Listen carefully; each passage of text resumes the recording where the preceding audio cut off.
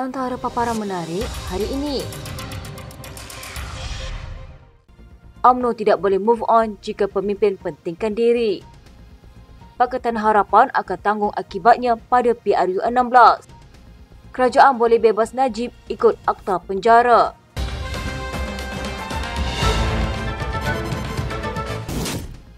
UMNO tidak boleh move on jika pemimpin parti hanya mementingkan dirinya sendiri. Ahli Majlis Kerja Tertinggi UMNO Muhammad Puan Azhar Kashif berkata, UMNO sememangnya wajib move on namun tidak boleh mengabaikan pandangan ataupun perasaan akar umbi parti. Katanya tetapi UMNO tidak boleh move on jika pemimpin pentingkan dirinya asalkan dia selamat dan tidak diganggu. Sebab itu jangan pandang ringan perasaan akar umbi. Jika mereka berkecil hati dan membuat protes senyap, parti tidak boleh move on. UMNO tidak perlu pemimpin Raja Formula. Formula hanya untuk dia sahaja yang bangkit tetapi bukan untuk partinya yang bangkit. Ada pemimpin bersuara tapi tidak bila Najib Razak tidak diberi pembicaraan adil dan bila Ahmad Zaid Hamidi dizalimi dengan pendakwaan terpilih, dia beneficiari ketika UMNO susah. Bagaimanapun, Muhammad Puan tidak menjelaskan maksud move on itu ditujukan kepada siapa. 2 hari lalu, Naib Presiden UMNO Johari Abdul Ghani berkata, ahli UMNO perlu move on dengan menerima keputusan Lembaga Pengampunan berkaitan pengurangan hukuman Najib. Menurutnya yang juga adalah pengurusi pasukan petugas pemulih aset YMDB demi kelangsungan parti, akar umbi UMNO perlu bangkit, khususnya menggandakan usaha untuk membaik pulih parti secara menyeluruh. Kita kena terima apa saja keputusan dibuat Lembaga Pengampunan. Kita sebagai ahli UMNO kena akur kepada keputusan terbabit dan move on meneruskan langkah ke hadapan. Agenda sekarang adalah menguatkan semula parti.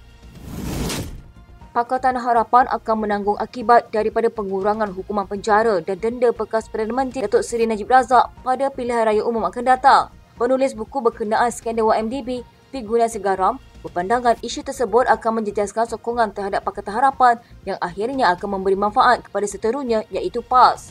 Katanya, saya fikir akan ada harga yang perlu dibayar pada PRU16 nanti. Pihak sangat dirasakan membisu berhubung keputusan Lembaga Pengampunan, kecuali mereka yang tidak berada dalam kerajaan yang mengeluarkan kenyataan seperti Rangka Pasin dan Tony Paul daripada DAP serta Hasan Karim daripada PKR. Tetapi pada akhirnya siapa yang akan mendapat manfaat daripada semua ini? Jika mengambil kira status quo sekarang, pihak itu adalah PAS yang meraih sokongan besar pada PRU 2022. Gunasigaram turut menyiasatkan Perdana Menteri Datuk Seri Anwar Ibrahim dan kempen anti rasuahnya dengan menyifatkan Anwar telah mengobarkan aspirasinya atas tanggapan yang salah iaitu Najib dapat membantu meningkatkan sokongan Melayu terhadap kerajaan. Katanya rancangan keseluruhannya seolah-olah untuk mengembalikan Najib ke arena politik, tanggapan salah yang dia ada sokongan Melayu yang besar. Jika anda melihat ke belakang, ia menunjukkan dia tiada sokongan itu. Kerajaan boleh melepaskan Datuk Seri Najib Razak dari penjara mengikut Akta Penjara 1955 walaupun Lembaga Pengampunan hanya berupaya mengurangkan hukuman bekas Perdana Menteri itu. Bekas Hakim Mahkamah Rayuan Hamid Sultan Abu Bakar berkata, Seksyen 43 Akta Penjara membenarkan pembebasan mana-mana banduan secara lesen tertakluk pada peraturan ditetapkan oleh Menteri. Peruntukan itu turut menyatakan bahawa syarat bagi pembebasan mana-mana banduan boleh dinyatakan dalam lesen berkenaan. Penjara terletak bawah bidang kuasa Menteri Dalam Negeri. Katanya, pada pandangan saya, jika kerajaan mahu membebaskan Najib secara lesen bahawa akta berkenaan sudah lama boleh dilakukan. Ini juga boleh dibuat atas alasan wajar selepas penghakiman bertentangan seorang hakim Mahkamah Persekutuan dalam permohonan semakan tahun lepas. Bagaimanapun katanya nampak seolah-olah tiada peraturan sedia ada yang membolehkan Najib dilepaskan dan disebabkan itu Menteri berkenaan mungkin perlu mewujudkan peraturan untuk tujuan itu. Hamid berkata proses itu tidak tertakluk kepada sebarang permohonan kepada Lembaga Pengampunan dan bergantung kepada keputusan kerajaan. Katanya, saya agak hairan Najib dan UMNO tidak membangkitkan isu ini dengan kerajaan semasa.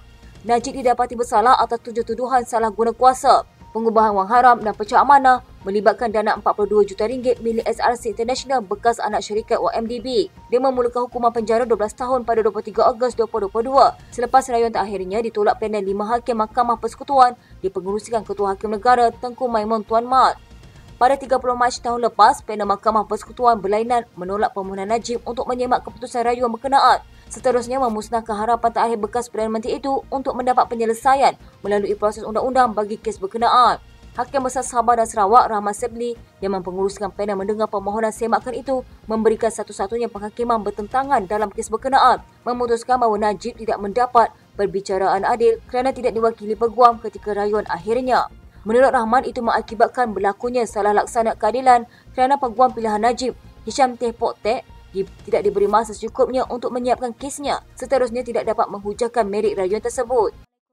Sekian berita hangat di TV pada hari ini. Jangan lupa untuk follow Facebook Malaysia Deadline dan YouTube Deadline TV.